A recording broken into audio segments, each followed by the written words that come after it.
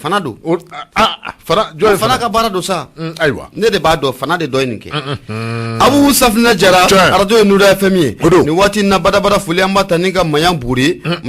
ka a sɛgɛrɛ min ye Kalaban ase o kɔnɔna o la Mayan Bure Faransi ka den do wa Malidenw do mun sigiyɔrɔ bɛnnen bɛ Faransi ani waati na ale fana bɛ an fɛ yan Bamaɲare an b'a fɔ a ɲɛna ko a Bure Abu sirajantama an bɛ taa kunnafoni sɛbɛn fɔlɔ minnu bɛ n bolo don ni n b'a a sama ka gɛrɛnna o de Nouvelle Horizon Mamu kubali la kɔnɔ o de Mamani Touré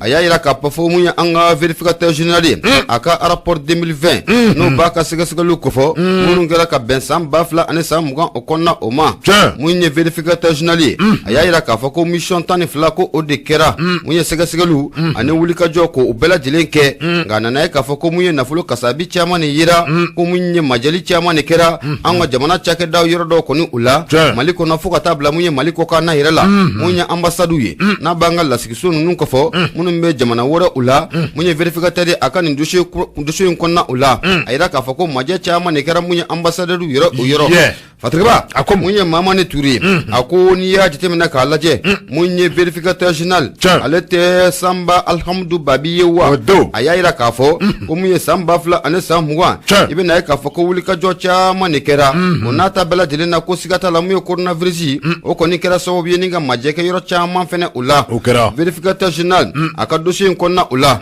Abu Safina Jara n'i y'a jateminɛ k'a lajɛ a ko mun ye mission 22 u ye wulikajɔ 22 mun kɛ nka wulikajɔ 12 olu bɛɛ lajɛlen kɛra mun ye jamana kɔ kan an ka lasigiso minnu bɛ jamana kɔ kan la n'a bɛ ambassade kɔfɔ fo ka taa fara mun ye entrepôt du Mali o minnu bɛ mun ye jamana wɛrɛ u la mun ye vérificateur ye a ka nin dossier in kɔnɔna o la a ye wulikajɔ sɛgɛsɛgɛli kɛ ka ɲɛsin nin cakɛda ninnu caman kɔni o ma Fatigiba ka fɔ la o siratigɛ la sa ko mun ye vérificateur général a ka nin dossier in kɔnɔna o la a nana ye k'a fɔ ko majɛ caman fɛnɛ yira mun ye sɛbɛnfuraw taabolo o fɛ koyi o sabu kɛ marché dɔ dida dicogo dɔ kɔni o la o marché o kun man ka taa o sira o fɛ i n'a fɔ sugu bolo ale sariya yɛrɛ b'a fɔ cogo mun na ko marché ninnu caman bɛ ko a ma taa mun ye sariya kɔni o sira o fɛ o bɔlen kɔfɛ mun ye vérificateur général a ka nin dossier ninnu kɔnɔna la i bɛ na ye k'a fɔ ko mun ye majɛ caman fɛnɛ de kɛra majɛ minnu n'a kɛra sababu ye ni ka na ni gɛlɛya fɛnɛ caman ye an ka jamana o kɔnɔna o la vérificateur général a ye wulikajɔ kɛ a ka nin rapport in kɔnɔna la i bɛ na ye k'a fɔ ko boloden kɔni a bɛ sin yɔrɔ fɔlɔ jumɛn de ma o de primature n'a a kofɔra a tɛ mun ye premier ministre Jabala a to o kofɔ wa mun ye vérificateur général a ka rapport in kɔnɔna o la a ko mun ye direction administrative et financière n'a ko fɔra a tɛ nafolo ko kofɔ wa a tɛ dafu maaw kofɔ primature o kɔnɔna o la vérificateur a ka dossier in kɔnɔna la Abu Safina Jara n'i y'a jateminɛ k'a lajɛ a ko k'a daminɛ mun ye avril kalo tile 10 ka na kuncɛ mun ye décembre kalo tile 31 san 2000 ani san 17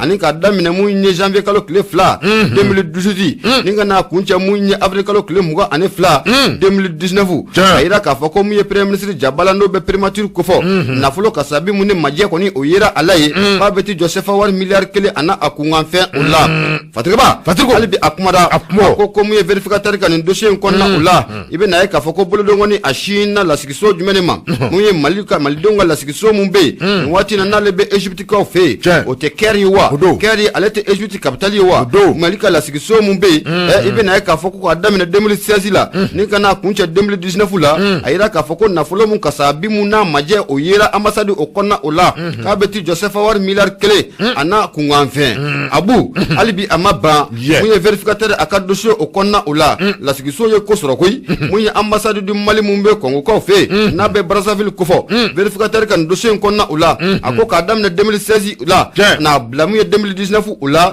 Mali ka lasigiso mun bɛ Congo fɛ a yira k'a fɔ ko mun ye sefa wari musaka mun ni majɛ o yera a la k'a bɛ ti jɔ sefa wari miliyɔn 300 ani 91 o tununa o ma se ka ɲɛdɔn fɔlɔ o cayara ça c'est trop ça kumana miliyari 1 tigiw bɛ yen i bɛ jɔ ko nin ma ko trop nin bɛɛ ka ca nin bɛɛ ka ca hali ye 100 du jamani wari lɔ a ka ca alors Fatigiba ka fɔ la ambassade kara wulila Mali ka ambassade mun n'a bɛ Addis Abeba n'a ko fɔra a tɛ Ethiopie jamana o kɔfɔ wa vérificateur général y'a yira k'a fɔ 2016 ni kana bila 2019 la musaka mun bɛ n'o majɛ fana yera o ambassade o kɔnɔna o la mun ye sefa wari miliyɔn 15 est-ce que wari bɛ yen est-ce que wari bɛ Ethiopie cogo di bura wari bɛ yan warbeke non warti chupi warbe non million tan duru warti am warti itay kabako dai mais comment wala me basro olu ya jete mena ka fesse alors olu take donnoni c'est ça olu take donnoni munu ya ke bafa cliché oh ay wala kanya ka olu take buyake munu ya ke bafa ni cliché uta bonne atinu ko ya mamane touré ale de kuma no nouvelle origine o konna ola ako alibi munu ya vérificateur général akani rapport ina ibe na ka foku ya sega sega like ka wuli ka joke malika anthropo mumena be korvar ka fe nanga madame son kumala ko emanci ko ka damne 2016 la ni kana bla 2019 ula anane ka foko na folo kasabi mumwe no ngena muna ye ko abeti Joseph war milliard fla ana ku ngafe ula la ila oye malika anthropo mumbe korvar shimila Abu Safna Jara alibi anthropo ufana kara ko osoro koy malika anthropo mbe ni wati na Senegal ko fe nanga madame so kumana ko emanci vérificateur général aya ira ka foko mu na folo kasabi mumbe no ngena munayi ko abeti Joseph war million kema wolon vla ane biduru ane nani ana kunkan fe alibi bi ko la Abu Safna Jara o ma bangoy anga ta mu vérificateur général aya ka tabalika agoshi aduna mu yoro mun fana la o yosoma chef SA na ko fora société malienne de gestion de l'eau potable a te djigo au kofawa a 2016 là 2017 2018 2019 là ko na ka foko na fola mun fana be no ngena muna chômage pour o konna abeti Joseph war million keme woro ane biwolon vla ane sheki ana kungan fin alibi ko la Abu Safna Jara nga maba anga ta munye fond d'entretien qui par l'agence exécution des travaux entretien na ko fora ate ajouti ato ko fawa ale ye chake daye jamana yarabe na folo bla uka boloka munye sira ko ninka ataba ko gla ayira ka fo uluka chake dayna na be ajouti na bo ko fo 2016 2017 ninga na bla 2019 la e ko na folo kasabi mun na be no ngene munaye ba beti Joseph war million keme shegi ane bi kononto ane duru Allah nimbe faso wari be bo budget o abo budget la ka doluma kwa ka sira kwa ka entretien ke awo sira Bamako sira be Bamako de wa voilà awa me bo abebo sira bien awo abedinge Samia mana sedro baye be moblu ta kana ni gitron do e kana datu dro abana ka kana ngoy ndabla moli mana teme ko kele nga dro be jigitugu makati kana ngoy ndabla lutte contre la corruption ameta do ameta anga ta fait albi bi kokula o ma bon albi Abu Safna Jara ko anga do munne agence nationale de la sécurité routière no ko fora ate anasser o ko fawa ale de chake daye chake daga munga bara beneno ka siraban kasara ku koloshi kosobe 2016 kana bla 2019 la ayira ka fako na folo kasabe mun fana be no muna okonna ula sefa war million kema woro ane bi muga ane woro ana kunga fe fatika baka vola akoko alibi angata Abu Safna Jara ame de munye opamu okonna ula no kofra l'office des produits agricoles du Mali ale chake da muna akabara beneno anga senako nyana bolu omam 2016 ninga na bla 2019 la 31 outi olu fana na folo kasabi muno be ngena muna okonna la sefa war million kema sheki ane bisaba ana akungan fe Abu Safna Jara angata alibi munye sucre du kakala supérieur na fofora aben sugala esa abo okofo alata sigaro glero wa ka damine 2016 la ninga na bla 2019 la na folo kasabi mu no ngena muna ye sefa war milliard sheki ana kungan fe sugala yo ngena mu ukana ngala dabla choni war be bora nini be sarala malibija abija Abu Safna Jara alibi angata nyore fiye na alibi bikokola o ma bangwe ako angata buguni nanu na buguni la gestion de la commune urbaine de buguni muye verificateur aya ira ka foka jamne kalo kle folo 2017 ngana blamu 31 décembre 2019 ula na folo kasabe mume na ngena muna buguni na la ko sefa war million kema fa ani duru ma foko nyamini me buguni meri kono de mo kuma mini chef la ko me ni ndi chef la ko me verificateur général ko ya akodi sisa asimma anyana buguni akodi dira tigima adira simu ngoma sa akuma mena ngungun na sa akon dira tigima sa ko daw so okay Fatigi b'a ka fɔla Fatigi ko Buguni kɔni o kɔnɔna la CFA wari million 205 o majɛ o kɛra ye a ko an bɛ don min na ko bi vérificateur général ka nin rapport a bɛɛ lajɛlen tara ka di mun ye pôle économie et financier mɔgɔw ma minnu ka commune 3 o kɔnɔna o la wa a bɛɛ lajɛlen tara ka di mun ye Asimi Koyita o ma don n'a nataw la a tigiw k'u sigi n'a ye k'a fɔ ko wele bɛna bila a bɛɛ lajɛlen ma i ye nafolo kasabe mun ni k'a ɲɛnɛmu k'a kɛ lemuruba ye k'a bɛɛ i kelen d'a ma e b'a ɲɛnɛmu i den b'a dun muso b'a dun côté gauche côté droite k'a kɛ lemuruba ye k'a bɛɛ i d'a ma ten cɛw i bɛ taa joli fɔnɔ i kɔnɔ bɛ fara i bɛ taa fɔnɔ i b'a fɔnɔ o b'a fɔnɔ siga t'a la dɛ fura tɛ la Fasiri kɔni sɔgɔmada na an y'a sama ka bɔ Nouvelle Horizon kɔnɔ Mahamani Ture ale kalimukalatigi bonya o b'a la Boubacar Traoré i ka dɔn k'a fɔ ni i y'o bila ne na n tɛgɛ bɔgɔ ka don mais bɔdi sɛbɛn min ni o cogoya ko l'indépendant i ka dɔn ka kɛɲɛ ni a ka bi sɔgɔmada bɔli ye a ye ka dɔn k'a fɔ ko soladola ninnu ni olu bɛ Sumelu Bube ye cogoya la a ye ka dɔn k'a fɔ kununko a ko u ni kunnafonidilaw ko u ye ɲɔgɔn ye Parce que b'a ka fɔla i ka dɔn k'a fɔ Sumelu Bube Mayiga jamana a ɲɛmaaba kɔrɔ dɔ don a ye ka dɔn k'a fɔ ko Sumelu Bube Mayiga i ka dɔn k'a fɔ ko maa minnu bɛ yen ni olu ye a ka avocat ye kɛrɛnkɛrɛnnenya Abuba Ali Mayiga ani ka taa se Abdurahmane Mamanta Ture ma i ka dɔn k'a fɔ ko kunu i ka dɔn k'a fɔ ninnu ni kunnafonidilaw ko u ye ɲɔgɔn ye ni o bɛnna octobre kalo tile 13 ma a kɛra yɔrɔ jumɛn na o kɛra maison de la presse la parce que b'a ka fɔla kunnafonidi a tun bɛ tali kɛ fɛn min ka avocat fɛ o de ye k'a fɔ ko Sumelu Bube Mayiga i ka dɔn k'a fɔ jamana a maaba dɔ don nka a minɛ bɛ ka don kaso la wa a bɛ kaso la condition minnu kɔnɔ a minɛ bɛ ka don kaso la a tɛ maganba kɔnɔ wa i ka dɔn k'a fɔ ko a bila bɛ bilacogo cɛjugu minnu kɔnɔ ko u ye kunnafonidilaw wele i ka dɔn k'a fɔ k'a da u tulo kan Fatiri b'a ka fɔla n'o de ye Dawuda Sangare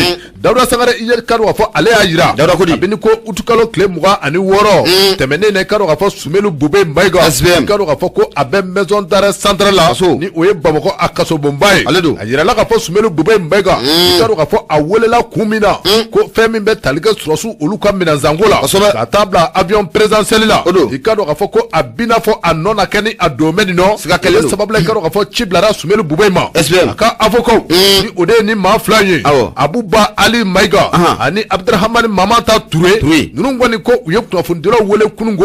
wa k'a yira kunnafonidilaw la k'a fɔ ko Sumelu Bube Mayiga kabini a welela utukalo tile 26 ka taa bila fɔ bi la hali bi ka dɔn k'a fɔ ka se fɔ bi ma Sumelu Bube Mayiga ko a ma ɲininka parce que b'a ka fɔla i ka dɔn k'a fɔ avocat ko olu kɔni u ye wulikajɔ u bɛ k'a boloda tɔgɔ bɛɛ lajɛlen na Sumelu Bube Mayiga a bɛ se ka bila makanba dɔw kɔnɔ cogo min na hali ni a y'a sɔrɔ u ma ɲa a minɛni kɔ Sumelu Bube Mayiga ani makanba minnu ka kan o kuma ko Sumelu Bube Mayiga ko a ka bila makanba dɔ kɔnɔ parce que b'a ka fɔla avocat ko u taara ɲɛfɛ u y'a yɛrɛ k'a fɔ an bɛ waati min na komi bi Sumelu Bube Mayiga i ka dɔn k'a fɔ a minɛni bɛ minɛcogo cɛjuguw la wa i k'a dɔn k'a fɔ maa bɛ se k'a fɔ ko Sumelu Bube Mayiga yɛrɛ ko a kɛra diyagoya minɛni de ye k'a minɛ tɔgɔ bɛɛ lajɛlen na ko ka taa bila kaso kɔnɔ koyi Sumelu Bube Mayiga k'a bilamɛ bila tɔgɔ min na adamadenw kan ka bila tɔgɔ minɛn minnu kɔnɔ ni o ye tiɲɛ hali n'i taara kaso la i kan ka bila tɔgɔ ɲuman min kɔnɔ ko Sumelu Bube Mayiga ko a tɛ o kɔnɔ koyi parce que b'a ka fɔla n'o de ye Dawuda Sangare a y'a jira k'a fɔ ko Sumelu Bube Mayiga i k'a dɔn k'a fɔ jamana a maaba don a maaba dɔ don ka d'a kan a kɛra jamana a premier ministre ministre de la défense ministre des affaires étrangères et de la coopération internationale a ye ka dɔn k'a fɔ Sumelu Bube Mayiga ko a ye nin jɔyɔrɔba in bɛɛ lajɛlen fa an ka Mali kɔnɔ koyi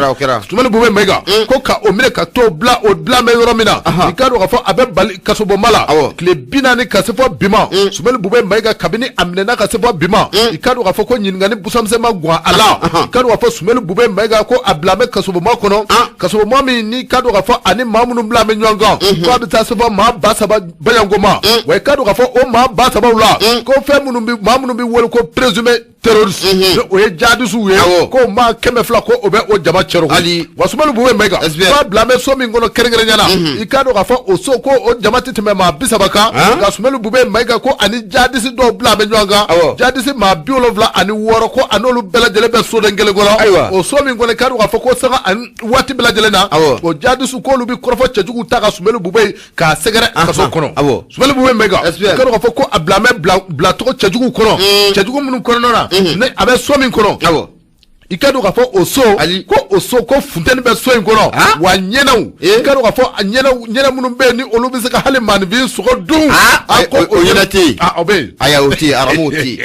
ɲinɛ kɔni n'o ye maanifin sogo dun o subaya dun u y'a sɛbɛn dɛ ayi o subaya dun ya ko ten Fatiri ka fɔ la a ko di Sumani Bubɛ Mayiga ko a bila bɛ so min kɔnɔ a ka don ka fɔ ko ɲɛnɛw bɛ a so kɔnɔ ko da don wa k'i cɛ ka bɔ yen Sumani Bubɛ Mayiga a bɛ so min kɔnɔ ka don ka fɔ ko funtɛni ko a bɛ so in kɔnɔ wa ɲɛgɛn minnu bɛ a kɔnɔ ɲɛgɛn minnu k'u ci ko don o don wa ɲɛgɛn ninnu ye ɲɛgɛn minnu ni u nɔgɔlen bɛ Fatiri ka fɔ la Sumani Bubɛ Mayiga i ka don ka fɔ a ka soladɔlaw ni o ye avocat ye k'olu k'u na wulikajɔ bɛɛ lajɛlen boloda Sumani Bubɛ Mayiga a bilalen filɛ condition minnu kɔnɔ a bɛ bila tɔgɔ cɛjugu minnu kɔnɔ a bɛ se ka bɔ o kɔnɔ cogo min na k'a bila makanbaw kɔnɔ k'a d'a kan i ka don ka fɔ jamana a maaba don Fatiri ka fɔ la ni o ye Dawuda Sangare a y'a yira k'a fɔ ko Sumani Bubɛ Mayiga i ka don ka fɔ maa don maa min ni a ma bɔ nin bila tɔgɔ ninnu kɔnɔ ko don nataw la ko a bɛ kɛ jɔrɔna ko ye k'a sababu kɛ Sumani Bubɛ Mayiga i ka don ka fɔ maa don kuma dɔw la min ni a ka banaw bɛ wuli wa waati dɔw la i ka don ka fɔ Sumani Bubɛ Mayiga a ka furakɛli ta bɛ ka di jamana dɔw yɛrɛ ma i ka don ka fɔ a bɛ taa diɲɛ kɔ kan walasa ka se ka kɛnɛyaw ka se ka olu la sabati ni Sumani Bubɛ Mayiga ni a taara bila nin bila tɔgɔ in na kɛrɛnkɛrɛnnen ka taa bila so kɔnɔ so min ni funtɛni b'a kɔnɔ so min ni a ɲɛgɛn ti ko k'a jɛ so min bɛ i ka don ka fɔ ni ɲɛnɛw kɛmɛ k'o kɛ u tulonkɛ yɔrɔ ye ka taa Sumani Bubɛ Mayiga ka u ni jadisiw bila soden kelen kɔnɔ i ka don ka fɔ Dawuda Sangare ko a tɛ bɛn koyi Fatiri filɛ nin ye an ye min bɔ e ni pɛnɛ kɔnɔ kɛra ka fɔ Dawuda Sangare e de min ɲɛnɛ nin na bila ayi Maliya so de ko non ko bete ko c'est bon quoi Maliya so e bi yɛlɛ mun na ayi ko ina cɛkɔrɔba la mais ka hinɛ la akai ya fɔ sa ngiya ya fɔ ma akai man ta da bɔni kama san 70 ni kɔ man ta da bɔni kama ka to bila tɔgɔ in na man ta da bɔni kama o maɲi tɛmɛ a cɛyara la ni ɲɛnɛw ni fɛnw bɛ so min kɔnɔ minɛcogo maɲi a minɛcogo maɲi dɛ cɛyara la minɛcogo maɲi an k'o fɔ ko jadisiw mana dimi olu bɛ to a sogo puruti ayisa ka to ka taa a ta a kɔli ma ayisa tɛmɛ Abu Safla Jara arajo ye Nura FM o don 94.4 tomi murumuru 5 an bɛ laseli kɛ nin waati na ka bɔ mun ye jalakɔrɔji u ye cɛnin tɛ maa bonya te dira ne fɔlɔ de ma ne de bɛ n ka gɔrisi ta fɔlɔ i ka kɔrɔfɔ tɔ la sisan ne de bɛ n ka gɔrisi ta fɔlɔ e ma n ka gɔrisi ta o a tigɛra e tɛ ka te wari bɔ ne de bɛ ka bɔ i ka kɔrɔfɔ a banna DG bɛ yan o ye bi ta bɔ o de la i bɛ k'a sama ta a dɔgɔnɔ ka te jara tiɲɛna Ala ka ɲɛ ka d'a ma amin Abu Safla Jara indépendant ma sama ka gɛrɛ nɔ ni indépendant ni y'ale sama ka gɛrɛ na maa mun kumali la kɔnɔ o de Masire Jɔp a ko mun a ko an bɛ don min na i n'a fɔ bi Abu Safla Jara a bɛ n'a fɔ ko daga kɔni a wulilen don mun ye ɲɔnakaw fɛ yen mun ye donsow ye olu ni bamanciw ka kɛlɛ a kɛra sababu ye min ye maa caman k'u bɔ sigiyɔrɔ la ɲɔnɔ yɛrɛ o kɔnɔ kɛrɛfɛla la ni ka t'u sigi ɲɛna yɛrɛ duguba kɔni o kɔnɔna u la mun ye Masire Jɔp a ko nin waati laban ninnu na a yira k'a fɔ ko gɛlɛya belebele o bɛ mun ye cercle de ɲɔnɔ o b'o o kɔnɔna u la ɲɔnɔ yɛrɛ n'i y'a jateminɛ k'a lajɛ ale bɛ région de Segu ale b'o o fɛ o gɛlɛya in n'a ma ɲɛ k'a fɔ ko a donna ɲɔnɔ kɔnɔna la min ye jateminɛlikɛla caman y'a jateminɛ k'a lajɛ olu kɔni wulikajɔ n'a ma kɛ joona a n'a kɛ sababu ye baloko gɛlɛya san n'a nataw la ni ko don jamana o kɔnɔna u la ko sabu kɛ mun ye balo bɛɛ lajɛlen tasuma de bɛ ka don a bɛɛ lajɛlen na k'a kɛ c'est tout c'est fini ye nin bɛɛ lajɛlen sɔrɔla fɛn jumɛn de fɛ nin waati laban ninnu na a yira k'a fɔ ko mun ye donsow ye donsow kɔni olu ni jadisiw a bɛ ni kalo damadɔ kɔni bɔ o kɛlen bɛ ka masara ka sɔ kɔni ni a kɛ ta la jadisi minnu don siga foyi t'a la mun ye Amadu Kunfa n'a bɛ cɛkɔrɔba nɔgɔlenni n'a b'ale ko fɔ ale ka maaw o don Masire Jɔp a ko an bɛ don min na i n'a fɔ bi mun ye ɲɔnɔ kɔni o kɔnɔna o la i bɛ na ye k'a fɔ ko maa caman kɔni o bɛ ka bɔ i sigiyɔrɔ o la ɲɔnɔ kɛrɛfɛ dugu minnu bɛ yen ni gɛlɛya b'a kɔnɔ nin waati in na caman kɔni bɛ ka bɔ i sigiyɔrɔ kɔni na ni ka na mun ye fa duguba yɛrɛ kɔni o kɔnɔna o la n'a bɛ ɲɔnɔ duguba o kɔnɔna o kɔfɛ a ko mun ye muso u b'a la denmisɛn u b'a a la u b'an sɔrɔ dɔwɛrɛ fɛ ko sabu kɛ a bɛɛ lajɛlen kɔni sirannen don u yɛrɛ ka lakana ɲɛ nin waati laban ninnu kɔni u la o bɛɛ lajɛlen bɛ ka boli Abu Safla Jara ni k'u kunda ɲɔnɔ duguba ani Segu kɔni o kɔnɔna o kan Fatirikɛ ba mun ye Masire Jɔp a ko n'i y'a jateminɛ k'a lajɛ mun ye dugu minnu bɛ ne tɔɔrɔ b'u ka nin waati in na n'a duguladenw kɔni bɛ ka bɔ u sigiyɔrɔ la ni ka na ɲɔnɔ duguba o kɔnɔna la ani Segu yɛrɛ o kɔnɔna o la a ko dugu fɔlɔ i bɛ na ye k'a fɔ ko Farabugu gɛlɛya bɛ bi mun ye Sogola Mariko Songo Dogofri ani buyaki wore fo kana bila mun ye bewanina ponda saba manije Nazabugu Zanangoro Moho Ndegu ani Bolibana fo kana bila mun ye dukene bugu bugani numéro 16 ani Dura nunu bala jele ne duguye ni wati nako gelea koni aba dugula don dala sanga ni wati bala jele ula fatika baga fola akoni dio ni ko njatemna kalaje gelea masro dora fekoy gelea bala jele surla mun ye donzo ne bamanchu ka karni wana odila fatika baga fola akoni ya jatemna kalaje mun ye donzo ye molu koni miga jelaki koni ka ataka ni ngashi mama mamunu me ka fokonu ne bamanchu na fokonu ne bamanchu nunu bala sebana bamanchu ndunga bengan sebe femu ne ba akono no de sharia ko dina kota olu ba fako ubo ore lawaliya o bolen kofe kibe na ka fako olu mamunu une mashi koni una soraslakaw u kana je abada ko ubolo koni ko udinwa mama de be ka fo ke de bolo no bla ine bamanchu koni chelalala ni bolo na seben koni la koni ne ba akono ina ngo soraslakaw ni yuye uyi ijuguye wa mu ya sharia o ko ore be batu fatika ba ka fola o de kera so bi me donso fene olu fene o nyashi mu o dugla deuma o sabi ke ni bara mi ko bara benta te fatika ba ka fola mu ye terroriste ye olu ko nun kaleme ko nyashi donso de ma ko sabi ke ko donso ko olu ka demani deme ko ta ni nga nyashi angwa keleka cho ko ni o ma fatika ba ko ni ka fola ame domina ina foko bi wati ko ni aka gele mu nyono akonna la foka foko akonna ula o sabi ke na manya ka foko samia ko obana ne samia bana feran dabalo be ka suma o meseka tika to muna ko suma on tikali ko akale no bare bi nyona ere dugu dun kono nala ibe na ka foko minye molo sene yero kono o ka doye abela dele me kerfa dugu ni no konna ula ma o tika ta seka ta o ka foro ula na manya ka fa kiye sena kono ke ne sena kono samia kono no gara ye sena min ke kan ta jabi kono ka alaje no ya soro ye sena nyuma o ke fatika ba ka fula o bara shitika seka ke ni wati laba nuna nyono konna ula ako bakan genaw gele bele de be bakan genaw fena o ka ko sabu ka mu ye bakan dimini ako keleme gele bele o konna ula fatika ba ka fula albi ako nunu bele jele ne daluye ne wuli ka jono maka jona dona na tawla kanga sigina ka fo ko mu ye gele mun na fula nyono ka o fe abeka sababu ye ninga na ni baloko dese o ye jamana ko ni o konna ula fatika ba alibi akumada de no de muye masiro jopi ako abu safna jara ni ya zemna kalaje mamunu mbuga bu sigoro lata ni ngata munye segu okonna la fokata bla munye nyono okonna ula uchama ko ni be na ka faku be jamana ka chake damunum be na be ekol so ko fo aka ja foka bla yoro chamana uchama ko ni ubo sugu o sigila odo konna ula fatika ba ka fola ako ku wakibada sorole ka october ka lokleta ane fla o te tarata temani wa ko mamumbe ka faku boru jo usu yoro la ninga tu sigi duguba ko ni konna la ko amma kuntala ka beti jo ma baduru ane keme duru ani wolonvla o nywana ula o munye demaya keme kononto anita ani wolonvla ni ya klakla ko abebe o ma wani mako ekol so munbe nanga mako ekol de nege de kolo dugu kura ku bo okono o bole koloni okol so fokata faramuye sason sali doka ani munye ko yankura ko manu nun ko ni ku bani la ko so nun kono fatika ba ka fola munye masiro jopi ako ame domine na foko bi wati temono na munye anga o conseil islamique du Mali alene Mali société civile ma do ko ni farla nyanga eninga laje benga misika ke munye dunzo alene jari sunu ko ni che to muna da me domine ko bi ko ni ko aglera foka foko aglera wa me sran famille ko ame dugo de ke ko ala kana ako oyekwe o wuli ka jo ka jona jesulu ka ke nyaw ka dale ka jatemine ka laje munya ni yura ko fole na be nyono ko fe fono masire jopa ale kalim kala tike bunya obala bede karu ka foni do me boni 7 mini o twa ko la sirène karu ka fo dugu fana keta ale ka 7 ni be nyono ngaw fe karu ka fo nena seke ka to nyono ngaw u fana bara ko karu ka fo fe min be talige insécurité la ina fo ay karu ka fo Sadio Kamara ni ministre de la défense do ko bibina ku keme ka fere ni dabali bela jele tike fienjugu bado ku keme ko wuli fienjugu mi ni abena ke sababu ye anga office du Niger nyono konona kado ka fo ko bambanji kelengele fon fe ni ube wo kono aku na bela jele fa ka aba kubu bela jele fa ka boy bravo Sadio Kamara amata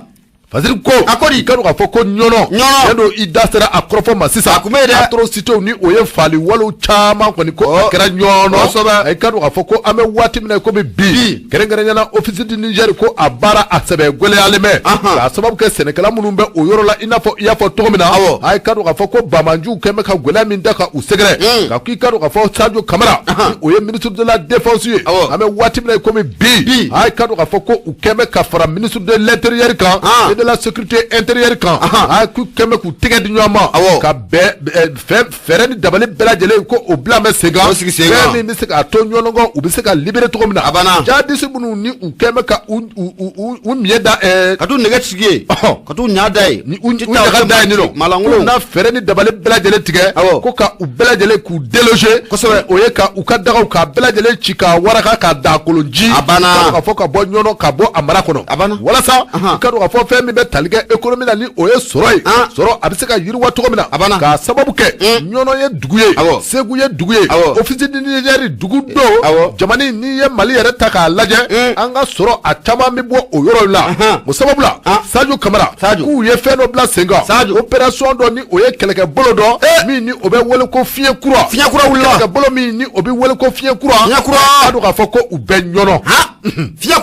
kura ni fiɲɛ bɔra min opération fiɲɛ kura ni fiɲɛ bɔra min fiɲɛ dunba ni fiɲɛ bɔra min fiɲɛ dunba fiɲɛ kura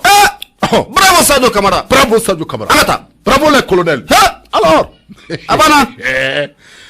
opération fiɲɛ kura ka dɔn k'a fɔ ko opération fiɲɛ kura ko u ye baaraw daminɛ ntɛnɛndon ni o bɛnna octobre kalo tile 11 ma opération fiɲɛ kura ko u ye baara kunfɔlɔw ko u y'a daminɛ dugu min na ko dugu min jɔ ko bugu wɛrɛ ani Sibi bugu wɛrɛ ani Sibi ka dɔn k'a fɔ ko jadisima minnu ni u kɛn bɛ ka taa u miɲɛ da o yɔrɔw la ka dɔn k'a fɔ ko opération fiɲɛ kura ko u wulila ka taa o yɔrɔw la Sadio Camara fiɲɛ kura ko a ɲɛmaya bɛ ministre yɛrɛ bolo koyi wa Sadio Camara ko a ma to bureau kɔnɔ a ka dɔn k'a fɔ Sadio Camara ko a bila bɛ kɛlɛkɛdenw ɲɛ nin waati na opération fiɲɛ kura a ɲɛmaya ta bɛ ka di a yɛrɛ ma wa a yɛrɛ bɛ kɛlɛkɛdenw ɲɛ wa k'i ka dɔn k'a fɔ ko dugu min bɛ yen ni o tɔgɔ ko bugu wɛrɛ ni Sibi a ka dɔn k'a fɔ ko u ye opération ko u ye bɔmu k'a fili a ka dɔn k'a fɔ jadisi ma 50 ani 1 60 ani 1 a ka dɔn k'a fɔ ko u y'olu bɛɛ lajɛlen bonɛ u ni la parce que b'a fɔ ko fɛn min bɛ tali kɛ opération fiɲɛ kura la k'u ye bombardement kɛ bombardement min ni a bɛ se fɔ siɲɛ 3 ma u ka base 3 bɛ yen base 3 in kɔnɔna na terroristes i ka dɔn k'a fɔ ko u taa bɛ yen kɛ u ɲaga dayɔrɔ ye i ka dɔn k'a fɔ u ka jama ka ca o yɔrɔ minnu fɛn o fɛn na a ka dɔn k'a fɔ ko opération fiɲɛ kura ko u kɛlen bɛ ka baara kɛ kununko ni o bɛnna kununko i ka dɔn k'a fɔ octobre kalo tile 13 11h35 waati la a ka dɔn k'a fɔ ko opération fiɲɛ kura ko a ye baaraw kɛ koyi bombardement minnu ni o y'o kɛ ka bɔmujugu k'a jigin u kan ko a kɛra sababu ye jadisima maa 60 ani 1 o fa ka dɔn k'a fɔ ko olu fa fɛn min bɛ tali kɛ u ka bolomaminɛnw na u ka moto 3 i ka dɔn k'a fɔ ko tasuma wuli olu la i ka dɔn k'a fɔ fɛn min bɛ tali kɛ u ka bolifɛn 3 la k'olu minɛ ka taa se u ka marifakisɛw ma bravo ka fɔ la ka dɔn k'a fɔ opération fiɲɛ kura k'u ka baara in a kɛra sababu ye ka se k'a to otage maa 5 kun bɛ maa ninnu bolo n'o ye jadimaw ye ka se ka o minɛ u la an dɔ bɛ yen nɔ ni o ye Colombi maa ye ni o tɔgɔ ko Sœur Gloria ka dɔn k'a fɔ ko ale delila ka minɛ jadisiw fɛ Kucala mara kɔnɔ a kɛra 2017 a bɛ 2017 ka dɔn k'a fɔ ko nin musokɔrɔba in ko a tun bɛ u bolo maa min bɛ yen n'u sera k'o ye Sœur Gloria ye ka dɔn k'a fɔ maa 5 tɔ ye u ma se k'olu ka kunnafoniya sɔrɔ olu ye jɔn ni jɔn ye nka i ka dɔn k'a fɔ opération fiɲɛ kura a kɛra sababu ye fɛn min bɛ se k'a to k'a fɔ ko jadima ninnu u ka se ka fa ka bɔ ɲɔnɔ kuma Sadio Camara fiɲɛ kura k'a fɔ dugu fana Keyita ka fɔ la ko Sadio Camara ko a bi maliyɛnw bɛɛ lajɛlen k'an rassurer maliyɛnw bɛɛ lajɛlen ko an ka danaya da u kan ko ni Ala sɔnna ma a fɛn min bɛ tali kɛ ɲɔnɔ mara la jadimaw fɛn o fɛn bɛ a yɔrɔ la k'u n'u bɛɛ lajɛlen fa ka bɔ yen walasa population minnu bɛ u ka se ka baara kɛ ka se k'u ka sɛnɛ kɛ Sadio sɔrɔ a ka se ka yiriwa Sadio Camara o de filɛ nin ye bɔ sira nin kɔnɔ ka dɔn k'a fɔ dugu fana Keyita kumakan don o de fɔra ye o a ti ɲɛ a bɛ ɲɛ sisan a ti ɲɛ kɔ dɛ y'a ɲɛnabɔlen de ye awɔ nin bɛɛ bɛ ka kɛ i b'a ye jamana kɔnɔden jugu dɔw b'a la hali bi tiɲɛ tɛ nin ye nin tɛ tiɲɛ ye aw gafe dɔ bɛ kuma o fana kan yan a ma nɔgɔ dɛ ne ko gɛlɛya min bɛ jamana in kɔnɔ bi o est ce que kɔnɔdimi de don ayi n tɛ kɔnɔdimi ye dɛ ɲɛdimi don dɛ ayiwa kɔnɔdimi tɛ ala k'a ɲɛ ka d'a ma ami Abu Safina Jara aramata dumiya an bɛ foli ta ni ka asegɛrɛ nin waati na Faransikaw fɛ k'a dunbiya ale ko ni ɲɛma tiya ko ne de ye ɲɛma ye ko gan kuma dɔ fɔ i jɔ dɛ ko ni jɔn de ya ko ngana ko ŋa ka ɲi ko ne de kan ka te min fɔlɔ k'e man ka te min k'e man ka te min aramata fili la ko a dɔ fɔ ka d'a kan n t'o f'i ɲɛna dɛ est-ce que aramata b'a dɔn ne mɔgɔ fɛn n t'o f'i ye moi j'ai 72 ans cette année comment san 70 ni kɔ i bɛ se ka te min ne ye cogo di ayiwa i yɛrɛ siri ko kɛ e k'i yɛrɛ siri ko gɛlɛya i yɛrɛ kɛ san 70 ni kɔ yan yɔrɔ maliyɛn filɛ an tɛ kɔrɔ fɛ an tɛ kɔrɔ fɛ dɛ o tɛ maa bali fɛn na an tɛ kɔrɔ o tɛ maa bala la nouvelle libération ne bɛ n bolo don n bɛ don ni ale ye o ka kɛ nouvelle libération maaw Abu Safina Jara nin ye fasirilikɛla jɛkulu nin ye olu ka fatiri ye ka bɔ nouvelle libération o kɔnɔna o la a bɛɛ n'a ta waati kɔni ale de bɛ tiɲɛ ni ko sɛbɛkɔrɔ bange mun ye cɛman Hibɛri Kulubali cɛman Hibɛri Kulubali i hakili b'a la wa ko cɛman Hibɛri Kulubali an bɛ don min na ko bi n'a y'a yira waati tɛmɛnen na ko ale ma wele ko wele bilala a ma sisan ale ma fɔ ko ale taara de a taara kɛ a taalen de a ye kunnafoni de di ko wele k'ale fila dama ma convocation sɔrɔ wele bilali ma sɛbɛn segin moto awɔ moto taara mun ma moto ni taxi ni fo Mauritanie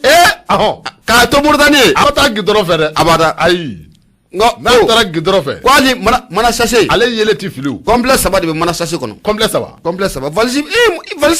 vesti ka d'a ye vesti cɛw b'o ko ɲɛnabɔ yan fɛ koyi n'u taara ye n'a taara bɛ yugu vesti dɔ sa ye u b'o dɔ ɲɛɲini ye Mauritanie o tɛ ɲɛɲini Mali la yan bilen dɛ ni valise belebele yelen moto taxitigi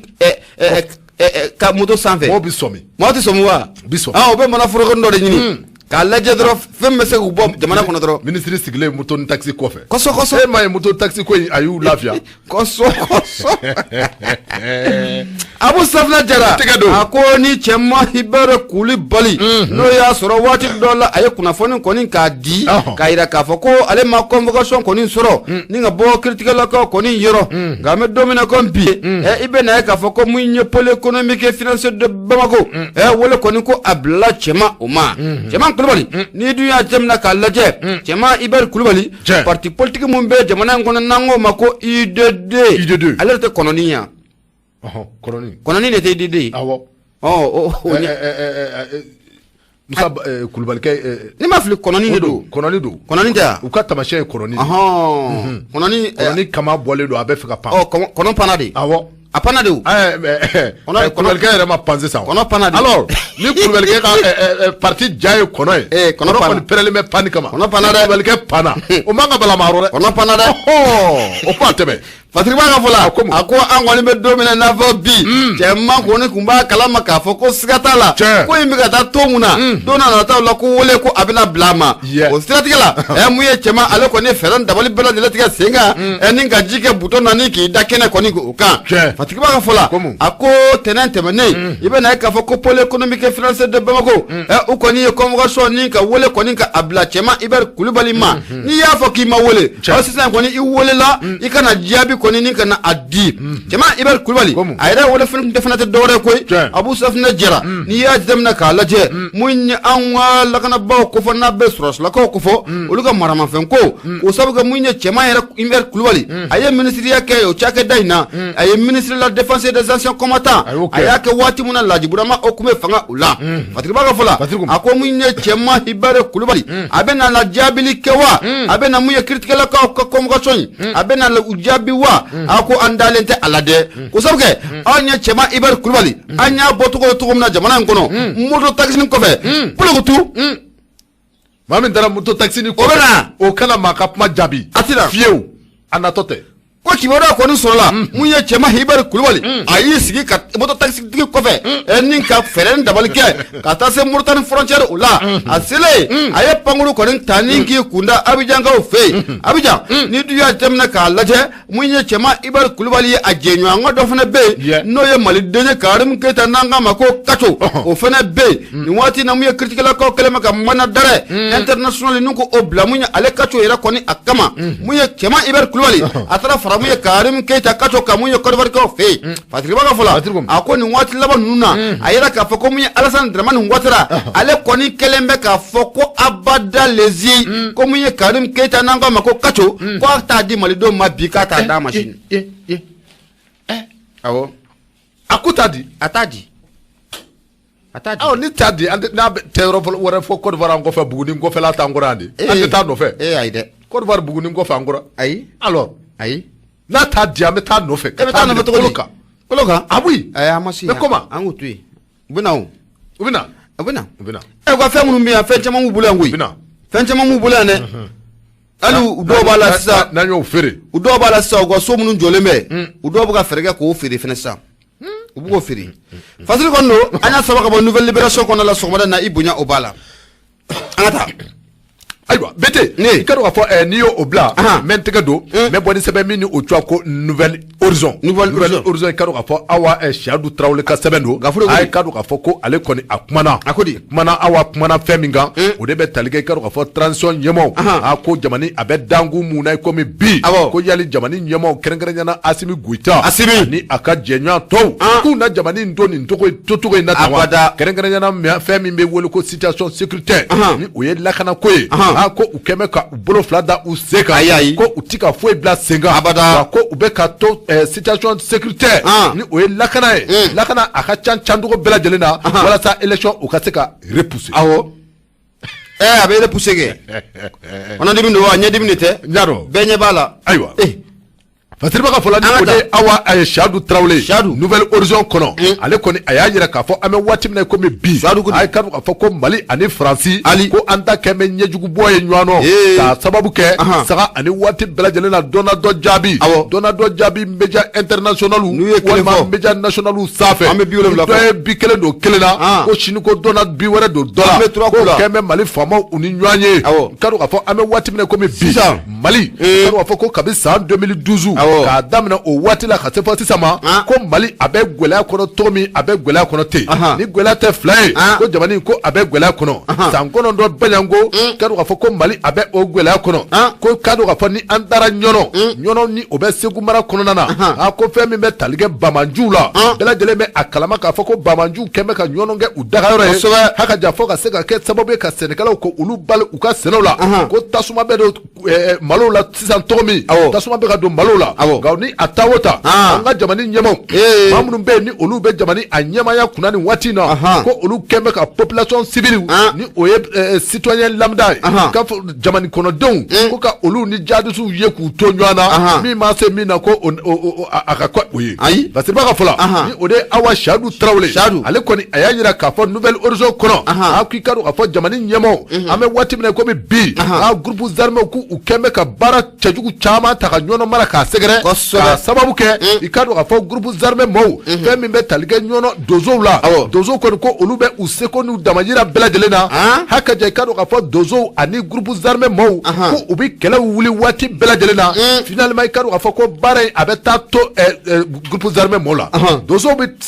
ta nyefe ka dese dozo be laban ka ato groupe zarme mo olu ka tablo ka ko una tawta mamunu be ni jamani anyama ya bu ubolo bi munu ni olu ye transition yemo ye ko lu sigime ku bolo flada useka abada ko wa ko lu teka seka foi ken ngwino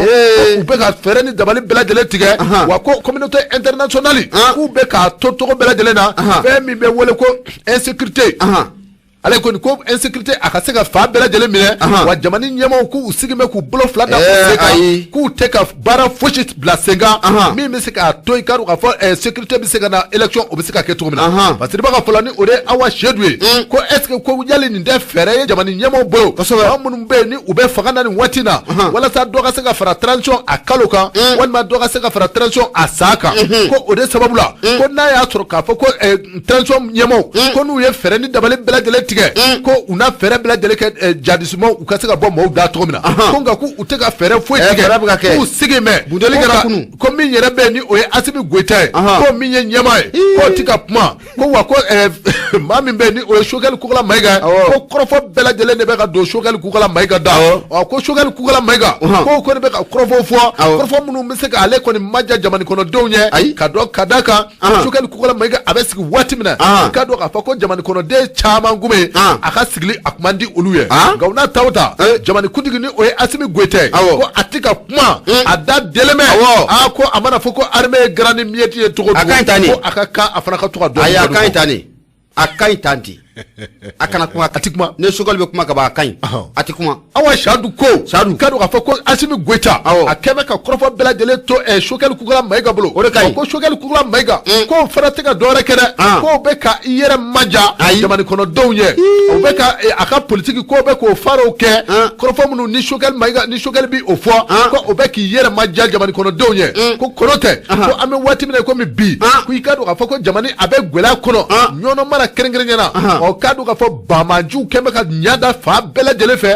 k'i ka don k'a fɔ ko wa ko nin tɛ dɔwɛrɛ dɛ maa minnu bɛ n'u bɛ transition kɔnɔ bi k'u ka ala deli de ye nin ye k'a sababu kɛ ko ni Bamajuw ye fa bɛɛ lajɛlen minɛ ko ni Bamajuw ye gwɛlɛya ta ka fa bɛɛ lajɛlen sɛgɛrɛ ko n'a kɛ sababu ye ka se ka élection ka dɔ fara a waati kan o n'a kɛ sababu ye transition a kuntala a na janya a kalo na janya walima a san na jaya communauté internationale olu na sɔn k'a fɔ ko a ka dɔ fara élection kan an ka dɔ fara transition kan communauté nationale i ka don k'a fɔ Union européenne k'olu na sɔn dɔ ka fara transition janya kan k'a sababu kɛ insécurité k'o kɛmɛ ka fa bɛɛ lajɛlen minɛ ko nin ye transition ka hakilina de Aisha Sadu Traoré ale ka sɛbɛn don min n'a bɛ Nouvelle Horizon kɔnɔ ne ma fɔ dɛ ayi e kɔni tɛ o n tɛ Sadu de y'a fɔ ayiwa e tɛ o n ma fɔ dɛ e tɛ n y'a kalan a banna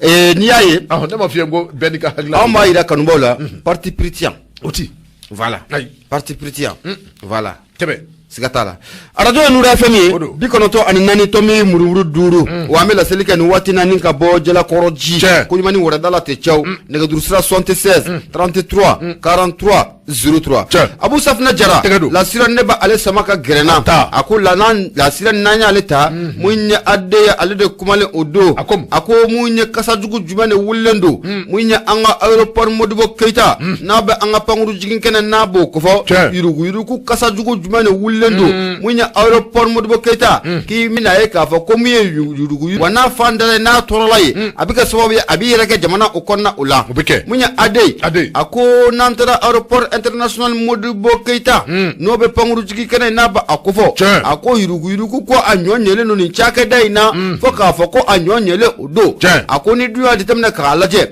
anw ka jamana ɲɛmaaw nin waati in na miirina ni hakilina min b'u la jamana in kun bɛ maracogojugu min kɔnɔna la waati tɛmɛnenw n'a ka tɛmɛ jamana in bɛ se ka bɔ o maracogojugu o kɔnɔna o la cogo min na a ko boloden kɔni a bɛ ɲɛsin mun ye aéroport international Modibo Keita a cakɛlaw ma nin waati u na ko transition maaw u ko yɔrɔ in ka a jateminɛ kɔsɔbɛ Patrick Ba ka fɔ la a ko i bɛ na ye k'a fɔ n'i y'i bɔra jamana wɛrɛ i kɛra maliden de ye n'a ma ɲɛ k'a fɔ ko pankuru kɔni na a cunna aéroport Modibo Keita o kɔnɔna o la maa minnu bɛ yen cakɛla dɔw kɔni bɛ yen k'u b'a yira bɛɛ lajɛlen na aw b'a jɔ haran de la n'a y'a jɔ haran na mun ye CFA wari 1000 a b'o o sara o 1000 sarakun tɛ dɔwɛrɛ ko ye k'u b'a fɔ ko mun ye fièvre typhoïde ko o vaccination o wari de ye o ye comme i bɛ 1000 sara n'i ye 1000 u b'a jɔ haran na e bɛ 1000 di n'i ye 1000 di ko vaccination contre la fièvre typhoïde k'o y'o vaccination kɛlen la fɛn mun n'a bɛ maa kamana yɛrɛ kɔni k'a ku la vaccination yɛrɛ tɛ k'i la yɛrɛ a ti kɛ wari bɛ minɛ pikiri yɛrɛ tɛ k'i la ayi pikiri kɛ mina yɛrɛ tɛ yen dɔgɔtɔrɔ yɛrɛ tɛ min bɛ pikiri kɛ jamani o 1000 bɛ minɛ k'o bila u ku ne t'a dɔn ko nin ko in bɛɛ bɛ taa ba kuma o kuma aya bɛ bɛn Asimi ninnu baara b'u bolo dɛ baara b'u bolo dɛ ko in tiɲɛna koyi a fɔra ko nin bɛɛ ka bila sen kan ko an ka bɔ nin bɛɛ kɔnɔ i y'a faamu baara b'Asimi bolo k'an bila araye yɛrɛ kan Asimi ɲinɛ bɛ n na a ma nɔgɔ dɛ Asimi ni Choguel ɲinɛ bɛ nka an bɛ dugawu de kɛ hali bi Ala k'a ta fanga Abu Safina Jara mun ye ade ka bɔ lasira ni o kɔnɔna o la a ko mun ye aéroport international Modibo Keita nin kɛwale mun n'a bɛ ka kɛla ye bi ko o kuma na ko a ɲɛmaaba a t'a a kalama de wa mun ye passagers ye sa n'a bɛ maa minnu n'o olu bɔra voyagew la n'u ka pankuru kɔni n'a a jiginna ten caw ne pankuru n'a ma ɲɛ k'a fɔ ko a jiginna k'u jɔlen mun bɛ kɛ ko vaccination ko typhoïde vaccin ko o de bɛ na ku u la k'a sɔrɔ mun ye vaccin yɛrɛ kɔni a t'u kɛrɛfɛ jango a ka kɛ maanifinw na Patrick Ba ka fɔ la a ko nin ye maliden ye maliden mun ni octobre daminɛ yɛrɛ kɔni ale bɔra mun ye lamɛrikɛnkaw fɛ yen n'a bɛ États-Unis kofɔ ka na ka pankuru kɔni a jiginna waati wati mun na Bamako a y'a ye k'a fɔ ko mun ye maa dɔw kɔni bɛ yen siga foyi t'a la ko aran k'u b'a jɔ de n'i ye aran jɔ u b'a fɔ ko mun ye 1000 ko a k'o sara 1000 n'ale sarala o ye vaccination o y'a kɛlen o ye nka u bɛ sɛbɛnfura dɔ de labɛn ni ko o di i ma k'a yira k'a fɔ ko mun ye vaccination ko o kɛra ka sɔrɔ mun ye hali sɛrɛngi a t'u bolo foyi t'u bolo foyi ti a bɛ minɛ ten dɔrɔn hali tensiomètre tɛ a fosi k'a dɔn k'a fɔ a b'i la n'i fari kalan fɛ foyi t'i bolo fosi 1000 de b'i minɛ kosɛbɛ ayiwa Fatigiba ka fɔ la a den a ko o dɔrɔn tɛ mun ye aéroport a dabali ban ko o ye koyi nin kɛwale jugu mun n'a bɛ kɛ aéroport international de Modibo Keita o kɔnɔna o la bi a ko nin dɔrɔn tɛ koyi a ko kibaruya kɔni o sɔrɔlen n'i hakili b'a la Abu Safina Jara mun ye 2020 o kɔnɔna o la kibaruya kɔni ka a jɛnsɛra mun ye bɔlɔlɔw sanfɛla o la k'a yira k'a fɔ ko mun ye an ka pankuru jigin kɛnɛ belebele maa mun tɔgɔ dalen na Modibo Keita la ko a dalen bɛ sugubulon kɔni o la sugubulon minnu bɛ fɛ ka feere kɛ ni ka a feere Fatigiba ka fɔ la a ko mun ɲɔgɔn dalajɛ dɔ yɛrɛ kɔni fɛ ɲɔgɔn dalajɛ mun na a bolonɔ bila kɛra mun ye secrétaire général du ministère de l'économie et des finances n'o bɛ Bengali Ngo Traoré n'o bɛ ale kɔfɛ o mun ye o réunion na i bɛ na ye k'a fɔ ko wele bɛ bila bɛɛ lajɛlen ma maa de y'a ye k'a fɔ k'i bɛ se ka nin yɔrɔ in k'i bɛ se ka a kɔni a san ko wele bɛ bila bɛɛ lajɛlen o ma Fatigiba ka fɔ la a ko ni du y'a jateminɛ k'a lajɛ a donni kama san 2000 ani san 20 mun ye kuma kɔni a cayara maa caman kɔni y'a yira k'a fɔ n'i ye aéroport international Modibo Keita n'i y'a feeretɔ ye fo n'a taamana an su kɔni o kan Fatigiba ka fɔ la n'a ma ɲɛ k'a fɔ ko aéroport international de Modibo Keita n'a kɛra feerefɛn ye a nafa fɔlɔfɔlɔ ko a bɛ se maa jɔn de ma i bɛ na ye k'a fɔ a nafa fɔlɔfɔlɔ Abu Safina Jara a bɛ se mun ye kɔkamaw de ma o sababu kɛ mun ye kɔkamaw o bɛ na an ka aéroport international Modibo Keita k'a k'u yɛrɛ ta ye n'a y'u ja u b'o dɔn ni dɔrɔguw y'a kɔnɔna la n'a y'u ja u ne bandu bɛ don a kɔnɔna la n'a y'u ja fɛn o fɛn de y'u ja u b'o bɛɛ lajɛlen sɛlɛ mun ye aéroport international Modibo Keita kɔnɔ malidenw tɛ bɔ a si kalama Fatigiba ka fɔ la an bɛ don min n'a fɔ ko bi hali aéroport international Modibo Keita a feereliko kuma mun na a kuma bɛ sen na ko maa dɔ bɛ yen k'o to a ɲaaminen don a la kosɛbɛ kosɛbɛ e bɛ dɔgɔtɔrɔ Bubu Sise b'a bɔ n bolo wa ko Bubu Sise a tɔgɔ bɛ nin ko in fɛnɛ o la Fatigiba ka fɔ la an kɔni bɛ don min n'a fɔ ko bi hali waati tɛmɛnenw na maa dɔ yɛrɛ bɛ CNT o la n'o ye Assane Siribe ale ye conseiller national de transition n'o bɛ CNT kofɔ ale yɛrɛ ye o maa ye waati tɛmɛnenw na a y'a yira k'a fɔ ko labɛn ni dibidibiw bɛ sen na k'a fɔ ko mun ye an ka pankurutigi kɛnɛ k'u bɛ fɛ ka a sunamada ni ka a feere a ko mun ye jamana marabaaw n'a bɛ transition maaw kofɔ u ka wuli ka jɔ bila sen ka joona an boloden kɔni sinen filɛ nin yɔrɔ mun na nin n'o bɛ aéroport international Modibo Keita n'o b'a kofɔ a kana se ka feere cogoya si la o sababu min ye jamana a nafa sɔrɔ sira belebele o de don n'a feerela k'a fɔ ko a taara bi mun ye maa lankolon ninnu tɛgɛ kɔnɔ maa man fa an y'a yɛrɛ fa Fatigiba don an y'a sama ka bɔ lasira ni kɔnɔna la Abdramane Dougouré ale kalikalatigi bonya o b'a la bɛɛ i ka dɔn k'a fɔ n'i ye lasira n'i y'o bila fɛn min bɛ wele ko nouvelle libération i ka dɔn k'a fɔ ne bɛ o sama ka gɛrɛna a gɛrɛla nouvelle libération Musa Touré ale ka sɛbɛn n'o a ka dɔn k'a fɔ Dankɔrɔba ni o ye Jawara ye ko Jawara ko a bɛ ɲini ka Mali fa bɛɛ lajɛlen kɛ ji ye bi Jawara jɔ Jawara dɔrɔn de sɛbɛn a bɛ ka furunto wa awɔ Jawara Sitoni bɛ ka furunto a ye furunto laminɛ a bɛ ka provoquer ale de bɛ ka furunto sisan Jawara ale de bɛ furunto fo kuma bɛ panpan a bolo n y'a dɔn awɔ Fatigiba ka fɔ la i ka dɔn k'a fɔ ni o ye Musa Touré Musa Touré i ka dɔn k'a fɔ ko ale kɔni a y'a yira nin fasiri in kɔnɔ maa min bɛ yen ni o jɔ ko Jawara a bɛ waati min na komi bi ko Jawara ko a bɛ ɲini ka foronto k'a sababu kɛ i ka dɔn k'a fɔ an bɛ waati min na komi sisan bi Dr Sokɛli Kukala Mayiga ko don dɔ la i ka dɔn k'a fɔ waati dɔ la ale ni société civile i ka dɔn k'a fɔ ko u ye lajɛrɛ dɔ kɛ u lajɛrɛ sɛbɛn i ka dɔn k'a fɔ ko Sokɛli Kukala Mayiga a kɔni a y'a yira k'a fɔ ko avion min bɛ yen ni o tun bɛ kɛ sababu ka jigin an kan ka dɔn k'a fɔ kabanɔgɔ ni ale kun gulonna ka ban avion min bɛ boli ka dɔn k'a fɔ ka don a tu la min bɛ tali kɛ ji la ka dɔn k'a fɔ k'a jigin an ka sumaw kan a ye ka dɔn k'a fɔ ko o avion pluie provoqué maa min bɛ yen ni o tun bɛ a ɲɛmaya kunna a don kama o tɔgɔ ko Jawara hali sisan ka dɔn k'a fɔ ko CFA wari miliyari 2 san o san an ka avion ko o bɛ a disi kan Jawara ale don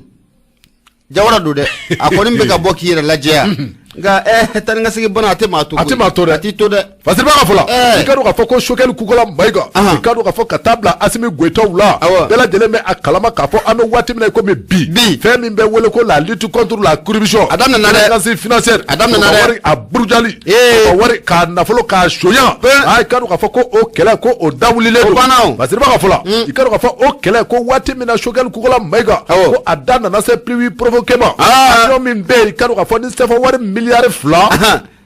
o kumi ta waati bɛɛ lajɛlen na ka ta san o san i ka dɔn ka fɔ k'a di Jawaraw ma fɛn min bɛ tali kɛ pluie provoquée la o baaraw bɛ se ka kɛ cogo min na fasiri ba ka fɔla i ka dɔn ka fɔ Choguel Kukola Mayiga a y'a yira k'a fɔ ko o baaraw u tɛ ka kɛ o kɛcogo la wa i ka dɔn ka fɔ fɛn min bɛ wele ko vérification a ko o na ta ka yɔrɔ in sɛgɛrɛ don nataw la dɛ fasiri ka fɔla i ka dɔn ka fɔ o kɔrɔfɔ o fɔlen ka se sisan ma an bɛ waati min na komi bi Dankɔrɔba i ka dɔn ka fɔ Jawara i ka dɔn ka fɔ a siranna a bɛ ka furu Dankɔrɔba a bɛ misi min la Dankɔrɔba i ka dɔn ka fɔ a bɛ forondɔli la cogo min jɛma dongo de ka dɔn ka fɔ kunnafonidilaw na wele ka dɔn ka fɔ k'a ɲini tɔgɔ bɛɛ lajɛlen na kɔrɔfɔ min ni Choguel Kukola Mayiga ni a y'a fɔ ale bɛ se k'i yɛrɛ jɛya cogo min na abada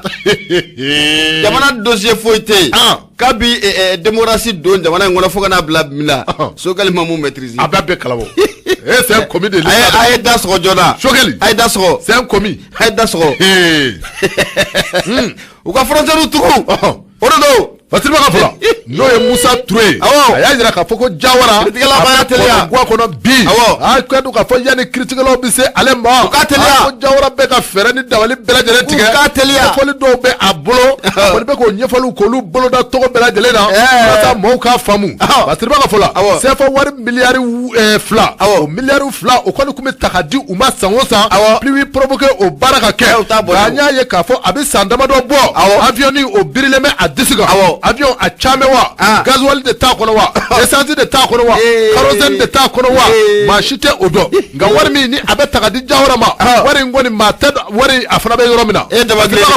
ka dɔn k'a fɔ Jawara a kɛn bɛ ka fɛɛrɛ ni dabali bɛɛ lajɛlen tigɛ fɔliw a bɛ senɔ a bɛ ka kunnafonidilaw k'olu wele waati bɛɛ lajɛlen na i ka dɔn k'a fɔ u jabaya la ni o ye aéroport ye i ka dɔn k'a fɔ ko a bɛ ka fɛɛrɛ ni dabali bɛɛ lajɛlen tigɛ Choguel Kukola Mayiga a ye kɔrɔfɔ min fɔ a bɛ k'i yɛrɛ jɛya ko u k'a ka pankurunin jate minɛ a ka pankurunin kana pan ka tɛmɛ ale ka pankuru pankuru min b'a bolo yen a ko k'a ta ye 3 min ye u k'o jate minɛ a kana don o kɔnɔ ka bɔ dɛ k'a ta ye 3 ye a ko a ta ye 3 dɛ ko jamana ta ye 2 ye k'ale ta ye 3 ye a ta 3 in u ko a jate minɛ a kana don a kɔnɔ ka bɔ jamana kɔ pankuru bɛ maa min bolo o bɔ ka di dɛ u k'a jate fasiri ka fɔla Damangile a ye ka dɔn k'a fɔ ko a kɔnɔ guwanen bɛ a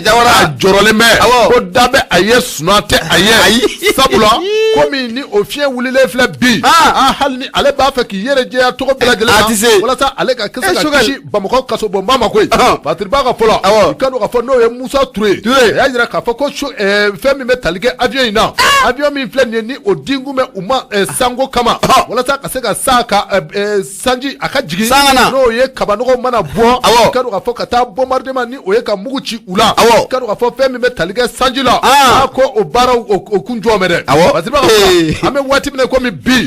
ko i ka dɔn k'a fɔ Jawara k'a bɛ ɲini ka sa na tilema bilen kɔnɔ k'a sababu kɛ Jawara a ɲɛ tɛnɛ kɛ bɛ kabanɔgɔ dɔ bolo ni kabanɔgɔ dɔ bɔra a bɛ bɔ n'avion an bɛ waati min na komi sisan a bɛ bɔ n'avion hali ni sisi wulila a bɛ bɔ n'avion a bɛ bɔ n'avion ale Jawara ye sisi ye a b'a fɔ ko a ye wuli ko nin ka jigin joona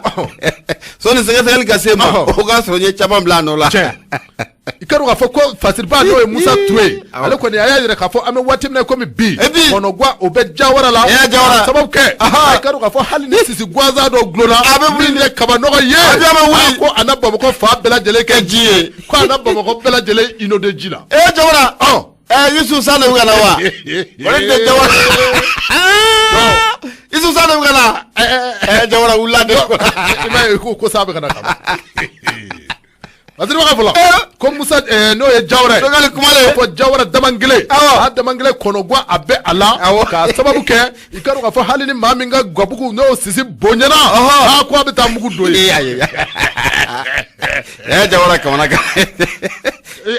Afrika madame a ka sisi dɔɔnin na sisi kalama dɔɔnin sisan sisi wulila ka caya Jawara bɛ taa mugu don Jawara wulila u ka kulu jeni sisan u k'a jateminɛ ne kulu Petit kado ka fɔ fasiri a tɔni filɛ i kado ka fɔ Musa Ture ale kɔni a y'a jira k'a fɔ ko ɲininkali tɔ min o na guwan i kado ka fɔ ko fɛn min ye min tali kɛ avion in na ko yali avion min filɛ nin ye ni o ye faso ka avion ye ko ayi Jawara ye faso ka avion yɛlɛma k'a k'a ta de ye wa walima Jawara a ye avion ni o ye faso ka avion ye avion min bɛ ni a bɛ sanji na yalima a ye a di Mahamudu Basumu ma Basumu ɲa dɔn o n'a kɛ Niger jamana kuntigi ye waati min na o kun bɛ campagne na ko a na kɛ ni a n'o diɲɛ bɛ ka campagne k'o kɛ ɲɔgɔn fɛ wa Fatiri ko kado ka fɔ ko ɲininkali nin tɔmu ninnu kɔni bɛ guwan a la walima faso avion kado ka fɔ Jawara a y'a ta k'a kɛ mun ye yanni ɲininkalikɛlaw ka se a ma yanni pôle économique kado ka fɔ vérification a ka se a ma ɲininkali kɔni tɔmu o guwan bɛ kosɛbɛ ko an bɛ waati min na komi bi Jawara kado ka fɔ ko Jawara ko a ko ale kɔni ba na fɛɛrɛ ni dabali bɛɛ lajɛlen kɛ fo ni kabanɔgɔ ni a ma gulo ni kabanɔgɔ gulona ale ma wuli kado ka fɔ ko a bɛ ɲinan tilema in bɛ kɛ jinan na ale ma kɛ Ala ye sa Jawara a tɛ kisi o a kɔrɔ kɔni bɛ a tɛ kisi sigi kala o bɛ ka dimi a tɛ kisi ayiwa Bete Musa Ture ka sɛbɛn don i kado ka fɔ nouvelle libération o kɔnɔ n'i ye Choguel kɔni kɛlen k'a fɔ Ala ka fara an kan n'o tɛ Jawara bɔ man di nin na bɔ man di dɛ i bɔ man di dɛ a ti bɔ a ko ɲɛ tana kɔni sa ni a ye sa na nin waati in na a ye ne kabanɔgɔ kɔni mana fin dɔɔnin dɔrɔn avion ma wuli sisan hali ni Gabugu Sisi bonyana ko a bɛ taa kaba a taa avion ni ma wuli kuma la ma wuli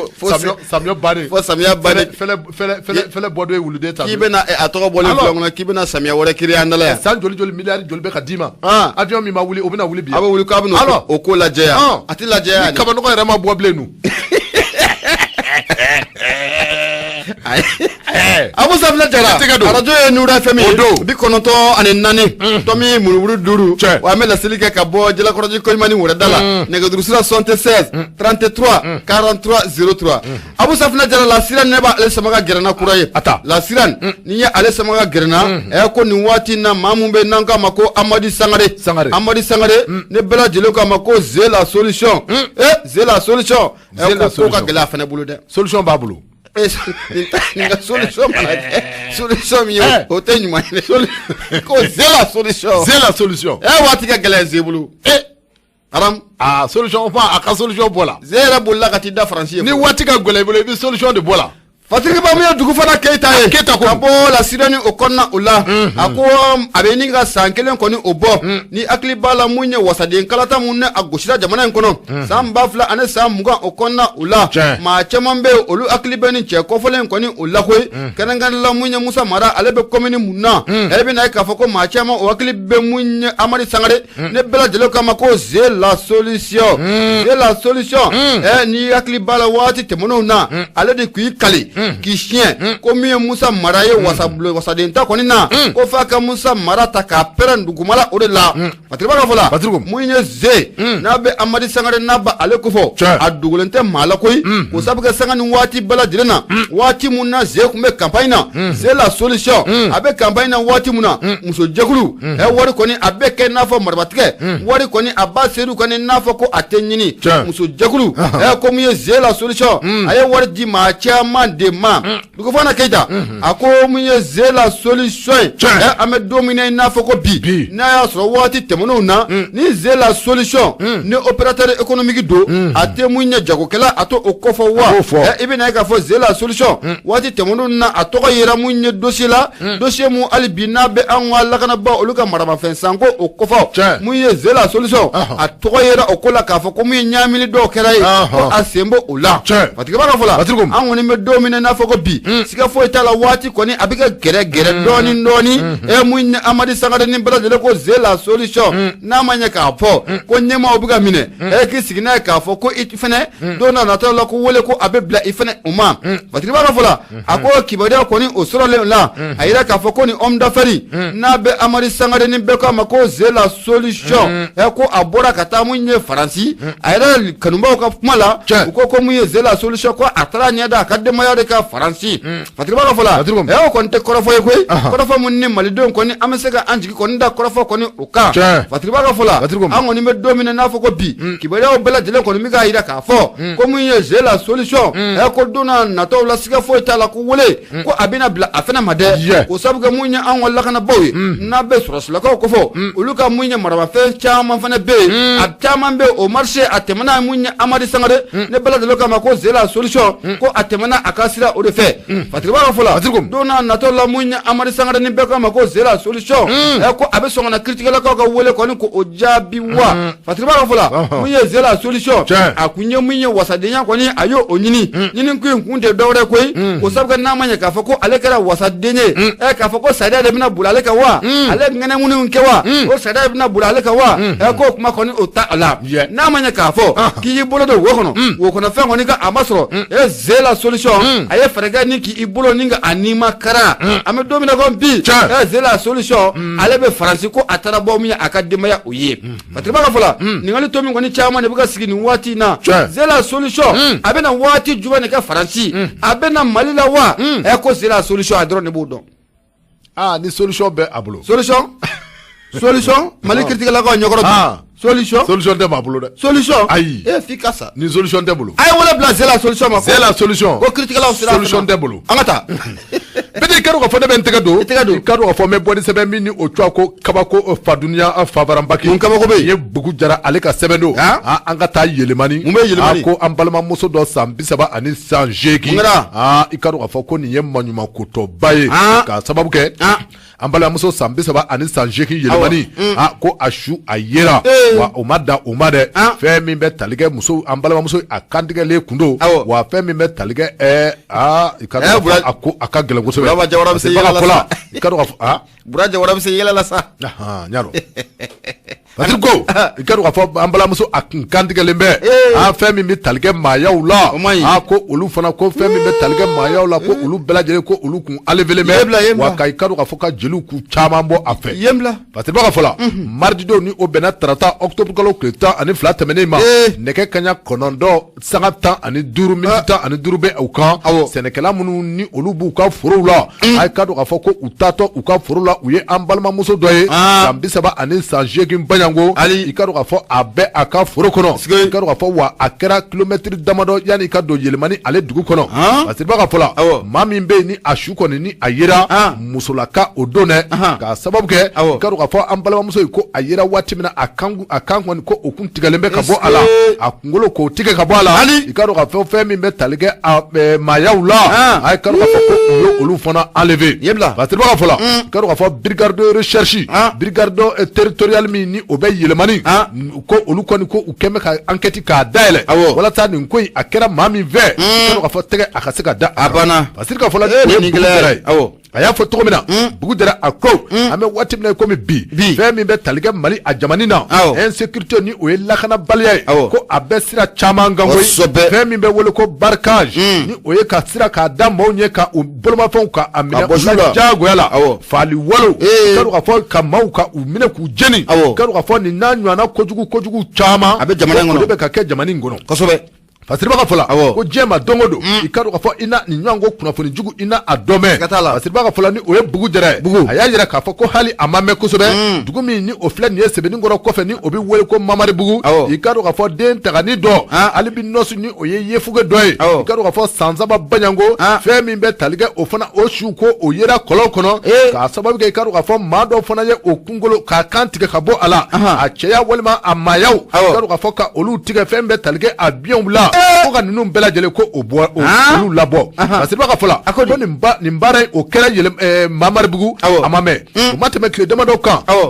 ni a kɛlen fana filɛ nin ye yɛlɛmani ko nin b'a yɛlɛ k'a fɔ ko jamana in ka dɔn k'a fɔ insécurité ni o ye lakanabaliya ye ko a bɛ fa sira caman fɛ jadimaw tɛmɛ nin kɔrɔ kɔfɛ i ka dɔn k'a fɔ insécurité ni o ye lakanabaliya ye cogo caman wɛrɛw fana o bɛ yen kosɛbɛ tarata don nin waleya min ni a kɛra nɛgɛ kaɲa 9 sanga 15 bɛ a kan yɛlɛmani waati min na i ka dɔn k'a fɔ an balimamuso balimamuso ni a su yera gendarmerie maaw fɛ yɛlɛmani ani sɛnɛkɛlaw ko olu bɛɛ lajɛlen u kɛra témoin ye a bɛɛ lajɛlen ye ni su in ye u ye su in ye tɔgɔ min na ko ye tɔgɔ cɛjuguba a tɛ se ka lajɛ a ka fɔ la an balimamuso san 38 ko a su yera a yɛrɛ ka foro kɔnɔ o kuma ko ɲininkali tɔ min kɔni bɛ yen maa jumɛnw ye nin ko in kɛbaaw ye maa jumɛnw bɛ yen sanga ani waati bɛɛ lajɛlen na ni u bɛ maaw faa k'u kunkolo tigɛ k'u joli bɔ bɛ wele ko maayaw ka joliw k'olu bɔ ka maayaw k'olu fana tigɛ kadu k'a fɔ ko a t'a k'a fɔ ko ko jamana ko a yɛlɛmana kabako ayiwa Fatiri ko n'o ye Bugu Dara ye a ko an bɛ waati min na komi bi k'u kɔni bɛ fɛɛrɛ bɛɛ lajɛlen bolo dalen bɛ gendarmerie fɛ yɛlɛmani i ka dɔn k'a fɔ ko a wa ɲininen bɛ dugudenw fana fɛ maa minnu ni u kɛra nin ko in kɛbaaw ye walima maa min kɛ bɛ nin ko kɛbaa ye ko dugudenw ka fara gendarmerie kan walasa tɛgɛ ka se ka da a tigi kan o bɛ kɛ o Bugu Dara ale ka sɛbɛn don min ni a bɛ kabako fadunya a fabaranbagi Bugu Jara foli o bɛ taa ni ka a sɛgɛrɛ Abu Safinɛ Jara nin waati laban ninnu na ninnu ye kabako ko ye an bɛ foli ni tanuni lase bɛɛ lajɛlen ma nin waati na nin waati na sa mun ye Bura Jawara ye an b'a fɔ a ɲɛna ko hali bi ko a Jawara n'a ye Bura Jawara n'an ye ale fo badabada foli Elidi ko an b'a lase a ma Kadija Maria ale bɛ k'a lajɛ ka bɔ Nanti nin waati na an bɛ foli ta ni k'u bɛɛ lajɛlen sɛgɛrɛ o tɛ Faransi ye wa o ye Faransi Nanti o ye Faransi mais Faransi tɔgɔ fɔli man di i ka maa ninnu caman bɛ Faransi alors Burama Kulubali an bɛ foli ta ni k'ale fɛnɛ sɛgɛrɛ nin waati na Espagne ani billet dir'i ma k'i ka taa Faransi i bɛ taa wa i ye min tɔgɔ fɔ sisan jɔn i ye muso min tɔgɔ fɔ sisan k'a bɛ Nantes Kadija Maria ni Kadija Maria ye billet bila ka na k'i ka taa séjour kɛ yen kalo kelen mais hakili jagabɔ fɔlɔ